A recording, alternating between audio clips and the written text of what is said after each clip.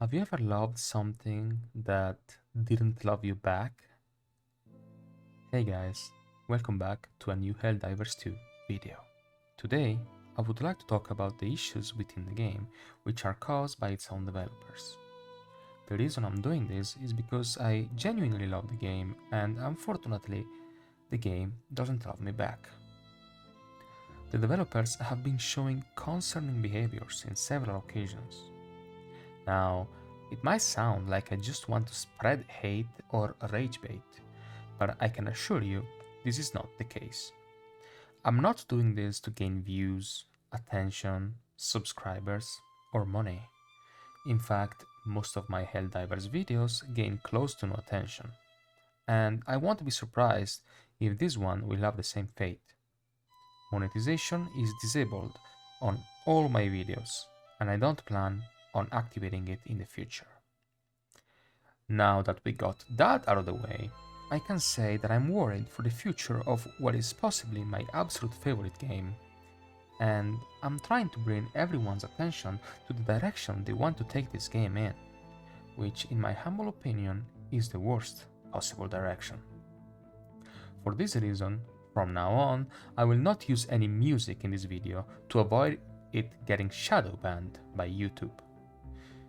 You know, I've gotten to the point where I'm no longer mad, I'm just disappointed.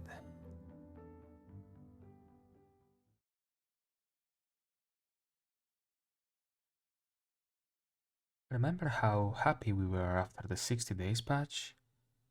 Finally, the devs had listened. Finally, they started to listen. Unfortunately, however, after that patch, slowly but surely, update by update, Arrowhead started going back towards their view of the game, stripping away fun, shadow nerfing equipment, or reverting the exact same buffs we had initially praised them for. The first point I'd like to talk about is the direction they want to take this game in. What's Arrowhead's view of the game versus the player's view of the game? For this, I would like to show a clip where the ex-CEO of Arrowhead describes their original plan for the game, and what I believe is still what they want to do. Helldivers 2, on the other hand, I mean, we couldn't keep the same formula. But really, what Helldivers 1 was is trying to get people to play a more complex game than what is shown on the box or the visual art style dictates. Um, so Helldivers 2, in a lot of ways, was the thought of like, can we get people to play a third-person game but tricky, or play a milsim while just tricking them that it's a regular horde shooter? Yeah. So we experimented quite a bit with how hardcore were we gonna go with Helldivers 2. So, according to him, they want Helldivers 2 to be a milsim game disguised as a horde shooter. Now, if we think about it for a moment, on paper, this idea could actually work, but due to several reasons we're going to talk about, it doesn't at all. And the main reason is that they want to have a grand fantasy milsim, which we're going to talk about in a moment. Before that, I would like to recommend these two videos from Odo, which greatly summarize many issues within the dev's decisions. And even if you don't want to watch either of them, I suggest to go and take a look into the comment section. Read a few of the comments and you will understand.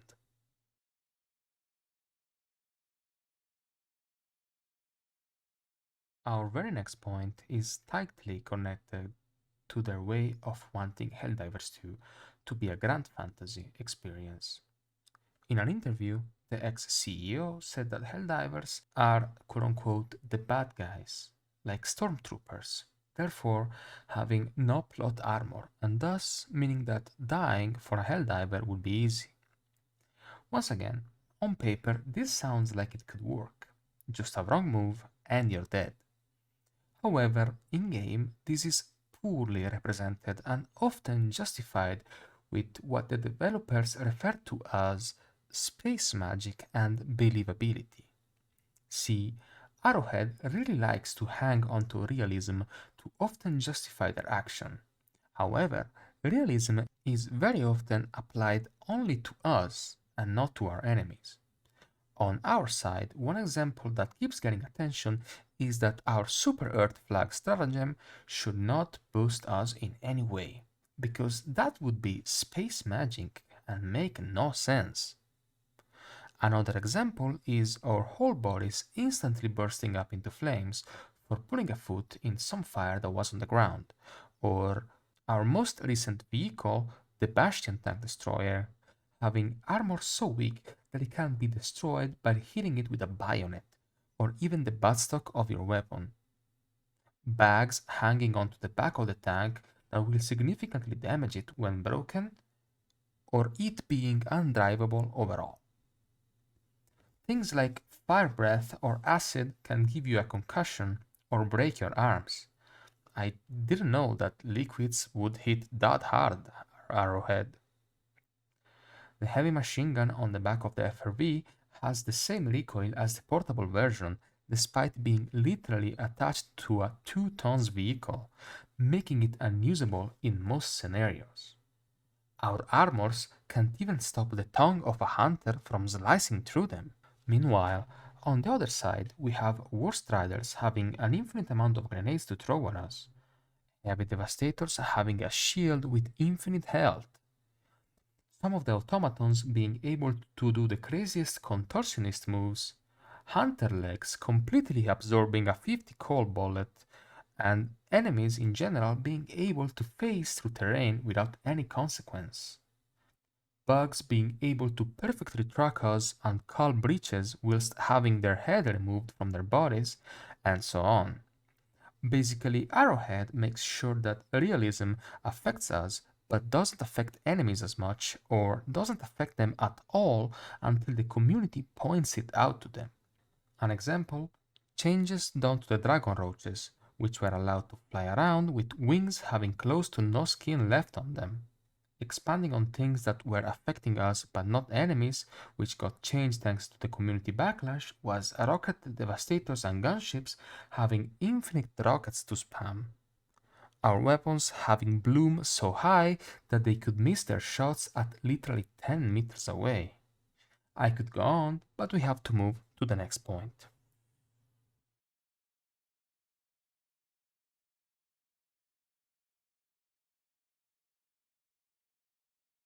Coming right after is the developers contradicting themselves. From a studio that brags about their developers having been in the Swedish army and that likes realism so much, we have a lot of hypocrisy on the table. On the back of the PS5 game case can be seen that in fact we are not supposed to be grunts. We are supposed to have overpowered weapons, overcome impossible odds, and be the heroes of Super Earth. Like the democratic officer says in game, we, the Helldivers, are Super Earth's finest, elite soldiers that are deployed in teams of 4 against pretty much the entire planet with a limited amount of mission time, limited reinforcement budget, and a whole customizable arsenal at our disposal, including our own super destroyer, vehicles, mini-nukes, a personal close air support pilot, and orbital bombardments, all funded by Super Earth citizens.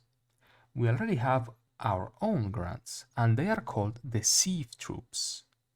Now, this could be seen as a lame excuse, just because the back of the case says so. It doesn't necessarily mean that the game should represent that. Just like the clip I've showed you in the beginning, right? Well, some of us would call that false advertising and could be punished accordingly, but I'm not going to talk about this any further. Moving on with Arrowhead contradicting themselves, I've got an interesting clip to show you. All too often in the games industry, the core fantasy and what makes a weapon feel good and fun is ignored for the sake of balance. I believe players are scared of nerfs because it will ruin the fantasy of a weapon, ruin their fun. It is extra important to us to tread carefully so that we don't ruin fantasy and fun when we do nerfs. We hope you, our players, will tell us when we cross that line inadvertently. Those words were written by Patrick Lesota, the design director and the person in charge of how Arrowhead takes feedback and balances the game, on March 25th, 2024. Maybe the devs are being sincere in saying they don't want to ruin fun and fantasy, but the issue is that they are doing just that. Their focus on grunt fantasy has led to so many things that are super niche and otherwise fun being removed. Now, after reading those words, try thinking how they have been balancing our stuff lately, and try taking them seriously after that. They say they want players to find unique solutions to the situations they have to go through, and these solutions get removed. One example, factory striders gaining fire resistance and tanks gaining extra armor on their sides, so you wouldn't be able to destroy them easily with flamethrower weapons anymore. They literally patched something that was shown in an Odo video and that nobody really used because flamethrowers are garbage against arranged factions like the automatons anyway. Automatons are where Torture and CRISPR flip the script and become anti-tank weapons. Tanks get on the side or behind them and they're gone, and I'm talking less than 2 seconds. Destroying a factory strider in roughly 2 seconds, only taking up maybe half your ammo on a CRISPR. Upon further review, it's closer to a full magazine most of the time, which is still wild.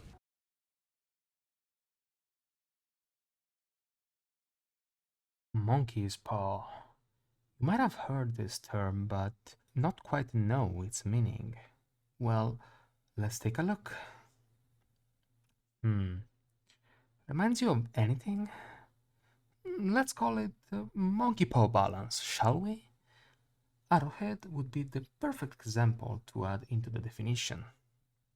The latest updates, in fact, have seen a lot of monkey paw balance. Remember, Arrowhead tried to improve SMGs and pistols at close range by giving them a lot of damage. However, for Arrowhead, where there's an improvement, there must be a nerf somewhere else. Therefore, not only the drag on these weapons was increased massively to make them lose damage and projectile speed on distance, but a lot of enemies got an increase in durable damage resistance. You probably have not realized this yet, but this patch effectively nerfed 80% of our arsenal against those specific enemies, making several weapons now needing to take more shots to kill such enemies. The Bastion tank is another example. Most automaton enemies and a few Illuminat enemies got substantial buffs in their durable damage, which not only made the tank die way faster when it wasn't supposed to, but making our exosuits absolutely unusable against these factions, often not even being able to land and get destroyed when still attached to the Pelican. Why does this happen? It's simple. There is an annoying mechanic that was implemented since the release of the Patriot exosuit. Our vehicles, in fact, can be spotted by enemies from a range of 160 meters.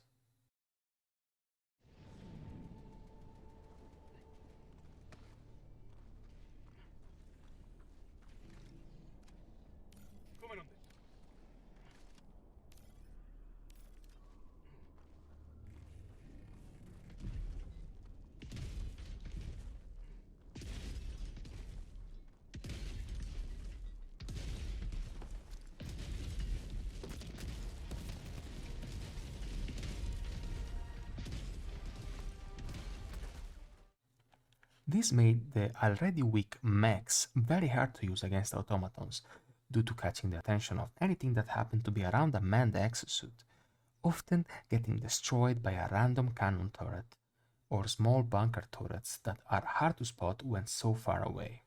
But it gets worse.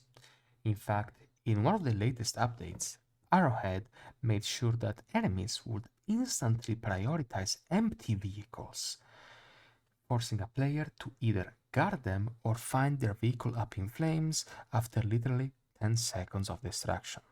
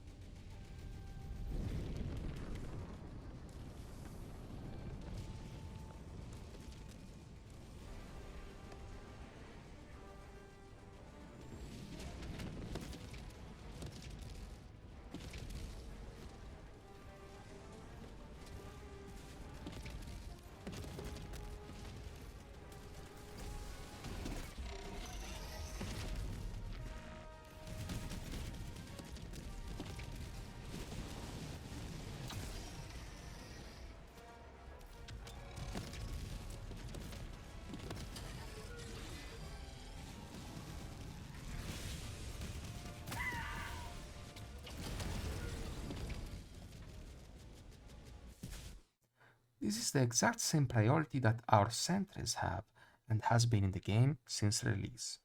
For some reason, someone at Arrowhead thought that making enemies prioritize weak sentries which are supposed to help us was the right way to go.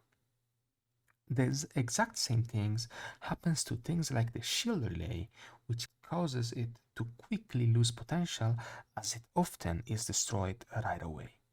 Speaking of shield relay, did you know that at one point, after being destroyed, it could actually regenerate? This feature was removed in an update where the monkey paw curled once more. The devs improved the health points of the shield relay, but at the cost of lowering the health regeneration of the shield and removing its ability to regenerate after being destroyed. There are a lot of annoying small things in this game, such as the immense weapon sway that you get after sprinting, which, by the way, is further amplified by weapon attachments like muzzle attachments.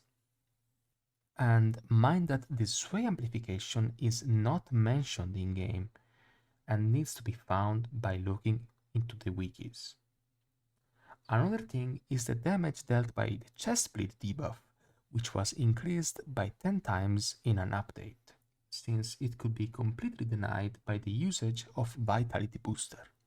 Their precious armor passives were not being used, therefore this was the solution to them. This damage increase not only made us die a lot more often due to having no way of stimming after a ragdoll, but also introducing a new bug that will still cause you to lose health if a chest bleed happens to be applied to you while under the effect of a stim, basically draining your health whilst not having the debuff on you. Oh, wait. I die in one shot to this guy. Fair and balanced.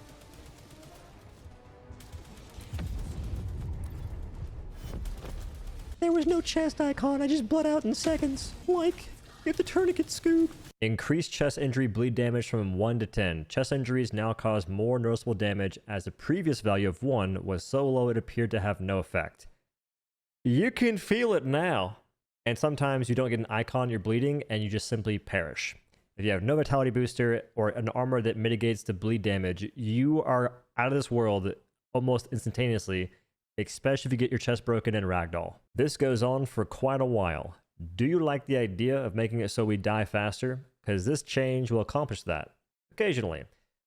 I don't particularly love it that they made it so an otherwise negligible thing in the game is now pretty brutal if it happens to you.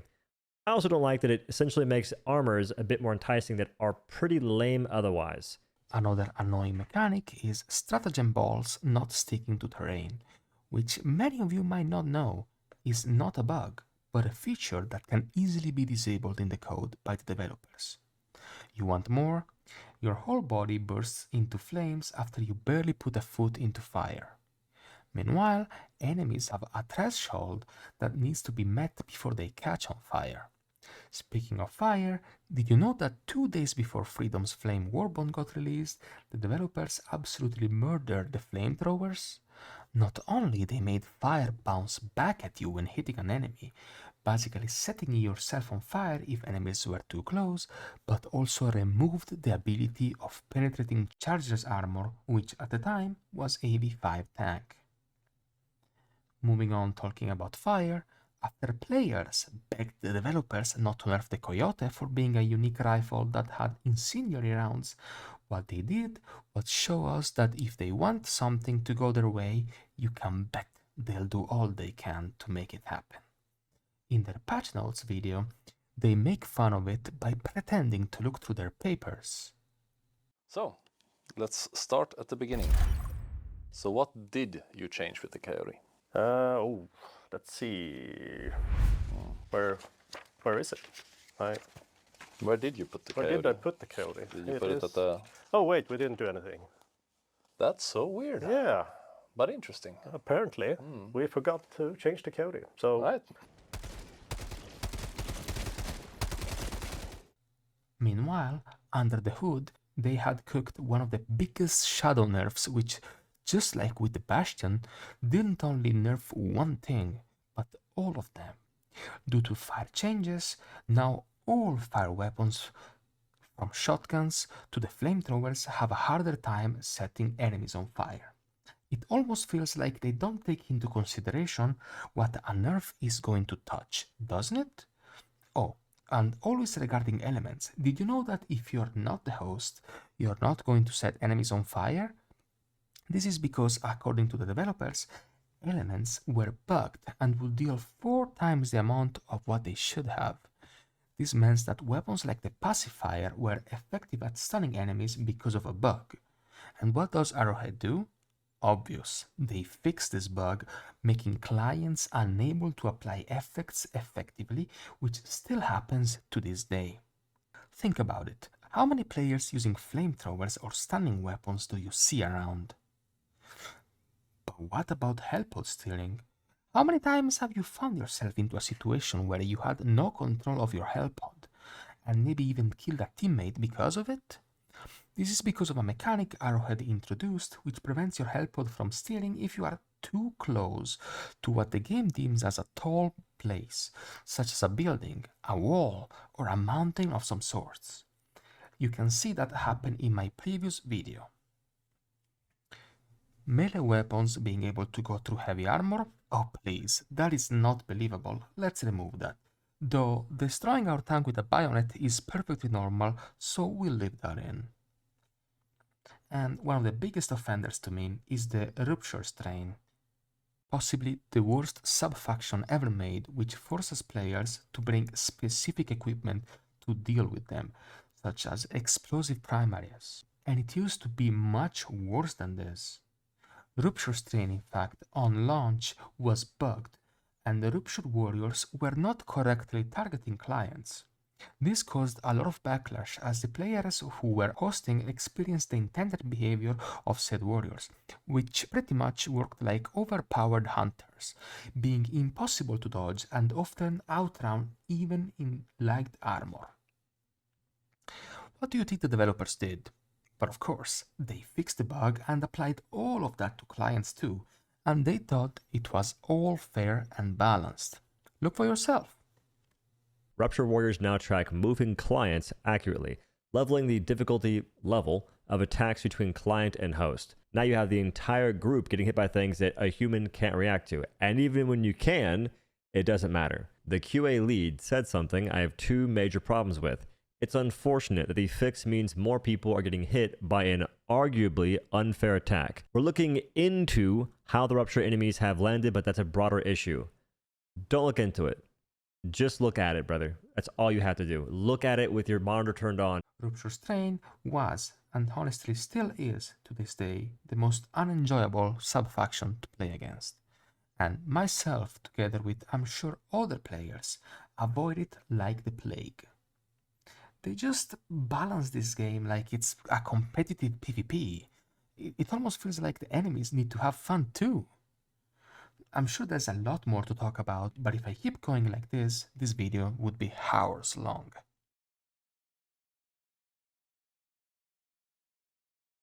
What do you think the bug fixing priority should be in a game?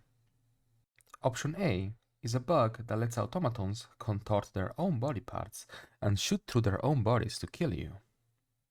Option B is a bug that allows you to warp outside of the Pelican after extraction is started with the warp pack. I'll give you a moment to think about it.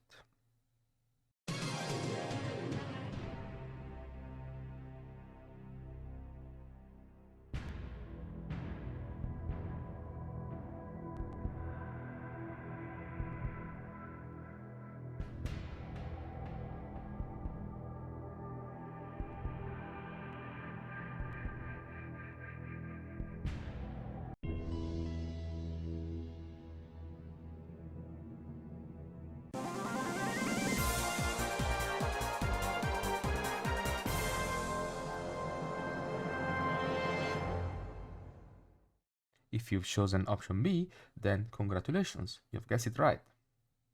If you've chosen option A, then I'm sorry, but you don't know the developers enough. This bug fixing philosophy, in fact, is following us to this day. Automatons are still able to contort their body parts and shoot through their own bodies.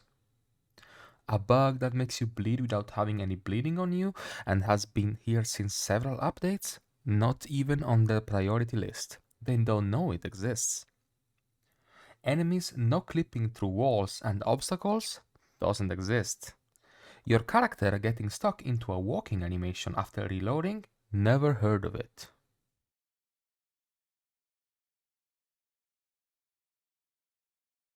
When hosting a game, you might have noticed weird things that happen as opposed to when you play as a client.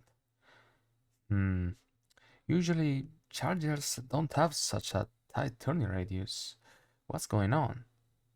I'm usually stealthier than this. Maybe it's because of fog.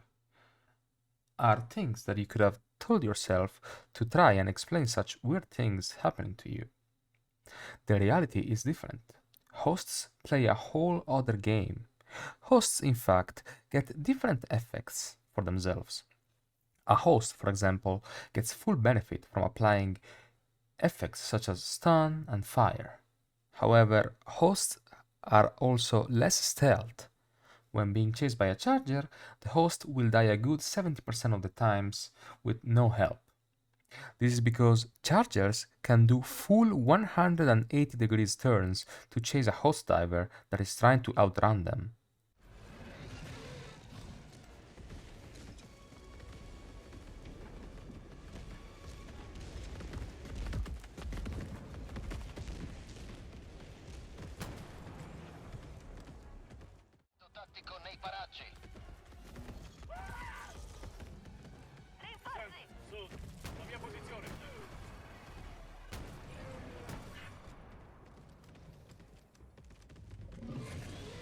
Richiesta approvata. I rinforzi sono stati lanciati.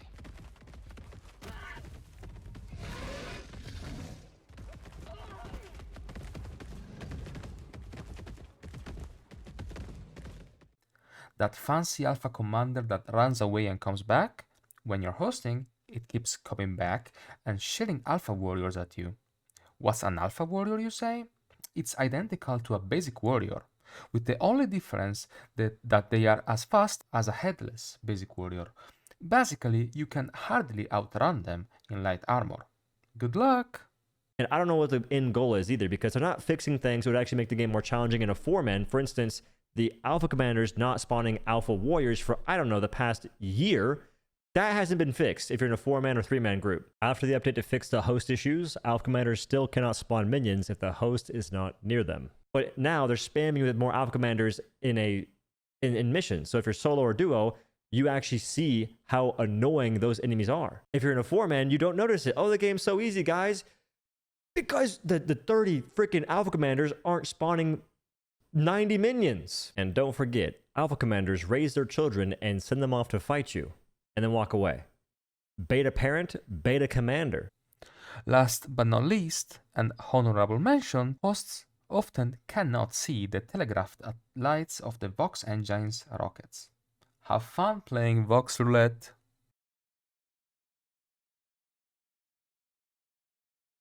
A honorable mention goes to spreadsheet balance, which is something that Arrowhead used to do and probably still does given the nerfs to the Coyote. Several updates ago, after the developers fixed the fire damage over time not being applied correctly, many players finally got into using weapons that previously were not viable, such as the Breaker Incendiary.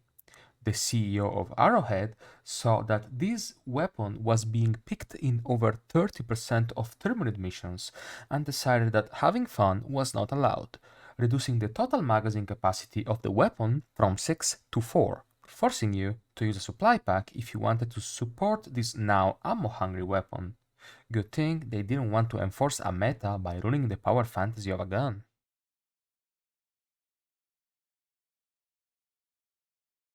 Enemy design is another big problem that affects our game, from Leviathans to Flesh Mobs to War Striders to Dragon Roaches. Every faction has at least one or more badly designed enemy. You guys have no idea how bad it was. When introduced, Leviathans had 160 meters of spotting range, and as opposed to the lasers they have today, they used to have 4 cannons, which each having no hitbox. therefore being impossible to destroy. Each cannon was independent and did over 1500 explosive damage. Nothing could survive it. The cherry on top? Arrowhead designed this enemy with the intention of you not fighting it. That's right. You were not supposed to kill this thing that could snipe you from 160 meters away. You were supposed to run and hide. Leviathans, colossal sky whales meant to be ignored. They can one-shot you from Narnia using their turrets that are breakable, but they themselves require so much damage, and there's 4, so there's no point in doing that, considering Leviathans are part of a modifier, and they just fly through the air, go into the battlefield, and eventually despawn, and a new one takes its place. There's multiple active at most times, so you're just being bombarded by things you're not meant to kill. And when you do kill them, it tends to be a waste of time. Where's the fun of that? There is 0 Achilles heel on this enemy that is impactful enough to justify the way they're currently structured. The fastest you can kill one is maybe in 5 recoil rifle shots. That's for a single dude. 1 Leviathan. You can break a wing in 2 recoil rifle shots, but it's got 2 wings, and that's again just a single Leviathan. Eventually, most players will grant the dev's wish and simply ignore Leviathans. You join a mission that has blockade active, Leviathans in the sky, leave. Simple as that. Moving on to the War Striders, compared to the Leviathan, this enemy could be dealt with more easily. However, unlike any other automaton enemy, War Striders were completely covered in heavy armor, having no weak spot at all for AV3 weapons to shoot at. To this day, they still have infinite grenades to use, and the rail cannons are guaranteed ragdolls whether you get hit directly or not. Is it a skill issue to not enjoy playing against War Striders, or perchance they break the status quo for automatons and don't have meaningful enough weak points? It's the latter, and it's not even close. We'll break that down in this video, comparing them to Hulks, Faction Striders, and the automaton faction as a whole, because it's pretty easy to see what the problems are. We'll begin with the War Strider breakdown. You've got 2 bunker turrets that have interleaving shots firing 4 blasts each for a total of 8 rounds in a very short time frame, and these can ragdoll you from distance, partly because they're bunker turrets. The other thing is that explosions are currently bugged, I think, and they have a larger radius. They do have a large radius, but I don't know if it's a bug or not. It could be the dev's intention. It's hard to tell, dude. They do some interesting stuff in terms of balance. You got grenades on the back. These are meant to get you out of cover and flush you out. That's fine. They do get fired pretty often, and there's a bug right now where you can't hear them go off in the first place because War Striders are causing a lot of issues in the game. Their last attack is a stomp. They can miss you by a decent margin and still ragdoll you. But this also applies to the Flame Hulk's chainsaw arm as well, so it's not a unique feature to it. Last but not least is the Dragon Roach, which takes the first place next to the Leviathan. Picture this, a flying Bile Titan with close to no weak spots. The head hitbox is buggy, and this enemy keeps moving constantly, making hitting the head not viable. And when I say no weak spot, I mean it. Pop bile sacks, no change. This enemy can still spew a bad rendered 2D sprite, which you can't see, and kills you in less than 10 milliseconds. Yes, 10 milliseconds. Punch a few holes into its wings, you would say. That should prevent it from flying. Unfortunately, not even this would stop them. It could fly with no wings texture if it could. On top of that, it was also completely immune from both gas and fire damage. Now, take all of this and imagine having to fight one of these flying titans every 40 seconds. And if you don't kill it, another one will show up. And then another. And another. They will stack. This can still happen to this day, but a lot more slowly due to the spawn rate fix made by Arrowhead a couple of patches ago. Dragon Roaches. Imagine a Bile Titan given wings and turned into a Hydra. Kill one and 2 more take its place. These here Skatchikins breathe fire, so go ahead and wear some fire resist armor if you want to avoid some extra damage, and do be warned, they can also headshot you. There have been claims of questionable hitboxes. We're going to ignore those for now and talk about how to slay and survive these Titan terrors of the skies. we had our talented in-house artist sketch a weak point outline for this here anemic flying squirrel that we can understand the heavy pin, light pin, and I don't know areas for the front and for the back. Hopefully it helps you in some way. We'll begin with trying to figure out the true weak spot of a dragon roach. Many folks may assume it's the wings, and you'd be wrong, unless you're using the napalm expendable. That thing can one-shot to the wings fairly often. It's not guaranteed, but normally if you hit the wings semi-decently, it's going down, and it looks freaking sick. There's one more powerful exception, the hot dog strafing run. Toss that sucker in sideways, hit it from the wingspan essentially, and you can one-tap it, in essence. In reality, many bullets are hitting it, but we still take those. If you know someone's already thrown the whole kitchen sink at a dragon roach, there's no harm in shooting the wings, especially using a ballistic fire weapon that can reach. Light it on fire, doing some decent damage, it'll likely kill over. It may be hard to prove, but these pterodactyls don't seem to play by the laws of aviation whatsoever. Looking like Swiss cheese, but they're flying just fine. What about the green sacks on the undercarriage? You can break those, except it doesn't change anything that meaningful. It'll still spew fire endlessly, and this area seems to have a particularly high explosive resistance. I sat there for 12 minutes firing a grenade launcher, and it just flapped its wings menacingly. I made a poll with 4 decent options against Dragon Roach, and 43% said the Rockine Strike was the best choice. And it does one shot, that is for sure. Just make sure you toss it whenever it's done with its landing, that way it's in one spot. The thing that folks aren't accounting for is the spawn rate of Dragon Roaches, which I do believe increases as you increase difficulty, and if not, it's still pretty freaking high on level 5, which is the lowest you have to be for them to spawn in the first place. 2 are going to be spawned before my cooldown's even up. And if it gets higher or faster spawn rate than that, good luck. An honorable mention goes to the Vox engine, which is a balanced enemy for the most part. Arrowhead gave this enemy 2 very fair weak spots, which allow you to destroy it with any light weapon and a grenade. The problem with these enemies lies into its main cannons, having the exact same health as our Bastion tank, a whopping 8,000 and AV5 armor. Its deadliest weapon is basically designed to make you not want to destroy it. In all honesty though, this wouldn't be an issue if the spawn rate of Voxes was fine. The spawn rate in fact created a meta where rushing a Vox is not worth, since there'll be another one right after ready to kill you. Instead, using heavy anti-tanks such as Ultimatum, Leveler and Solo Silo to take them out from a distance is the way to go. Oh, you got a drop called on you on difficulty 10? Enjoy your 4 Voxes all at once, bozo! One last thing I feel is worth mentioning about the Vox is that its tracks are solid and will actively deal huge damage if you get too close to them. However, enemies get the privilege of being completely immune to said damage and can freely no-clip and even shoot through them to hunt you down. Vox Engine, the newest and now deadliest enemy that Helldivers have ever encountered. Automatons took aspects of a War Strider and Factory Strider and made them even more lethal. These monstrosities are diver deleters, alt-F4ing anyone caught in their path. To top things off, its spawn rates are mental. They are spawning almost more than Hulks, it seems. For sure more than War Striders, and if there were Factory Striders, it'd be more than those combined with tanks. So it might be pretty cool to understand how to kill them quickly. We'll talk about that and the true weak spot, which currently are the heat sinks. Break through on bottom or top, open up a grenade duct, and toss one in. Oddly enough, even the shield pocket bubble can destroy it if you land it, which is easier said than done. Although, there's a bit more to it than that can lead to pretty interesting outcomes. One of which is killing a full HP Vox engine using only a light penetration weapon, even though the enemy itself requires anti-tank. But first, I want to go over what Vox Engine can do to players.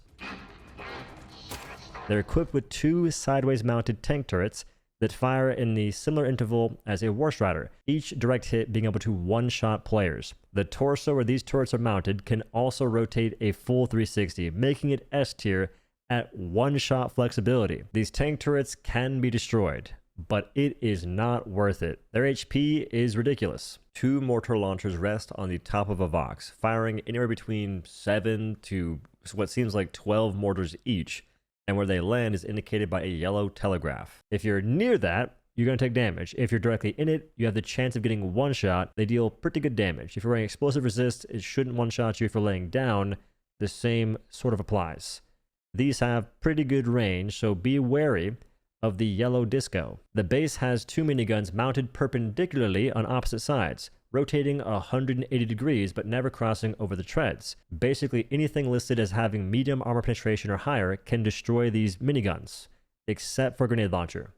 That one simply can't. Avoid the tip of the treads. These do consistent damage, not killing players instantly, but it adds up very quickly. The tracks and treads may not seem threatening, but be wary of the flying knee that phases through them at lightning speeds. Ka-chow! One last thing about enemy design is how they reworked many enemies to be unnecessarily bullet spongy, because according to the developers, it is better to throw less enemies at you, but make them bullet spongy, than throwing more enemies that can easily be taken care of with the right equipment. It used to be really fun, but unfortunately, it is no longer like that.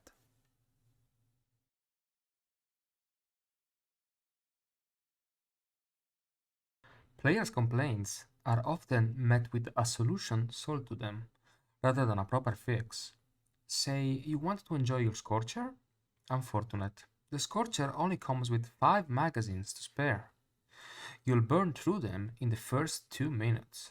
But don't you worry, dear Helldiver. Arrowhead has got the solution for you. It's called Siege Ready Armor Passive. What's that you're saying? Too much ragdoll? Have no fear, just take this brand new armor with rock solid passive that gives you more ragdoll resistance. Ergonomics too low makes you want to throw a gun in the trash can?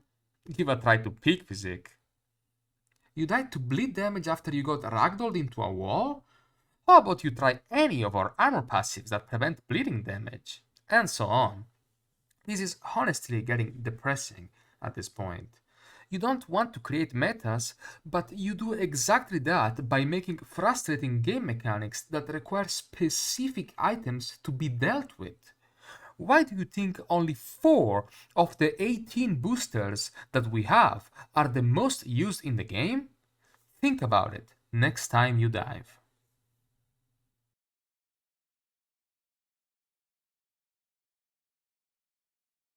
A lot of you might not know it, but major orders are simply rigged. It doesn't really matter the amount of effort you, the player, puts into doing what the game tells you to.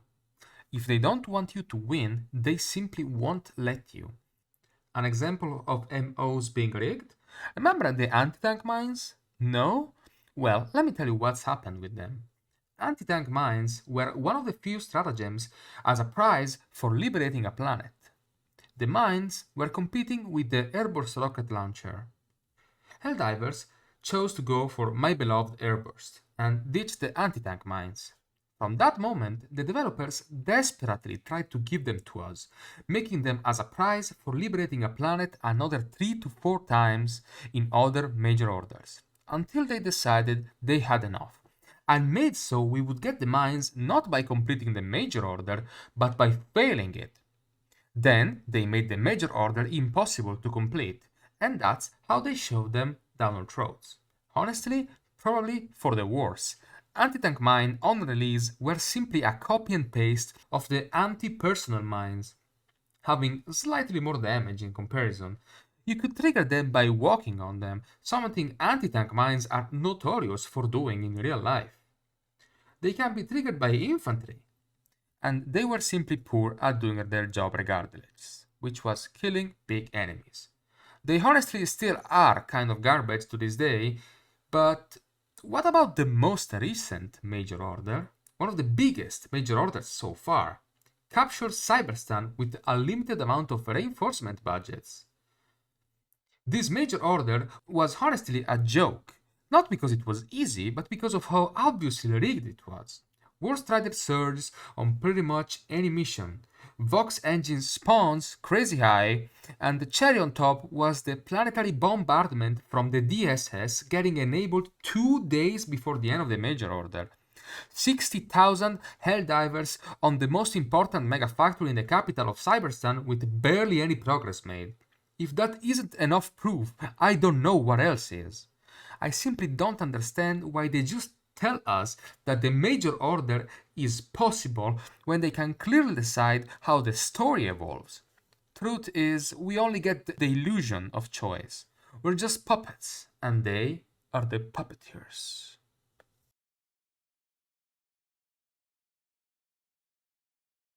What can we do as players? Should we mock the devs, insult them, make fun of them, witch hunt them? No. That is not worth doing, and honestly is not going to solve anything. All we can do as players is make our voices heard. Don't like something?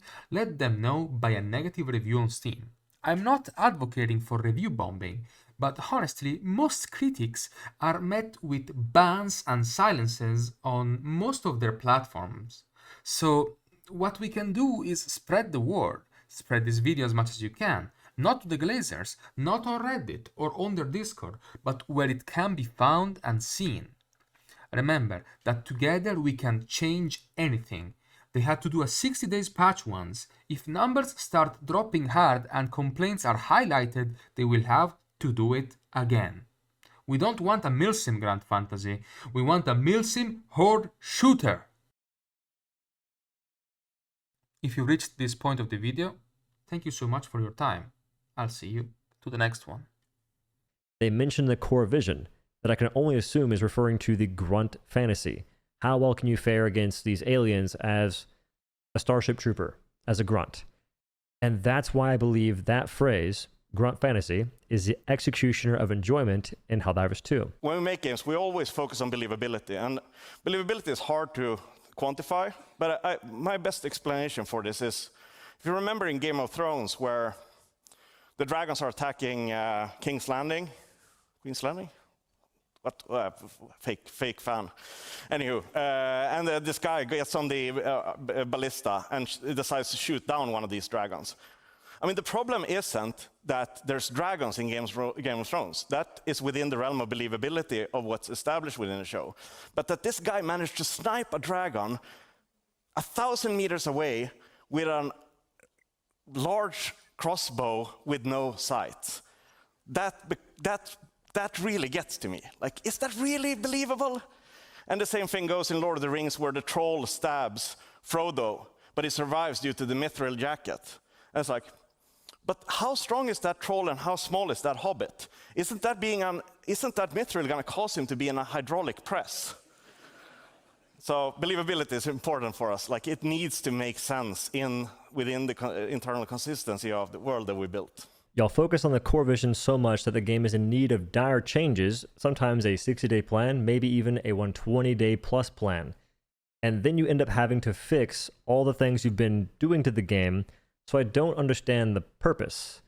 Why mess it up in the first place, doing the things that you should know that people just aren't going to really mess with and enjoy, to then have to correct and waste dev time fixing? Why not lean more into the action aspect of your game, instead of trying to reduce the APM, so to speak, and make it feel slower for no good reason?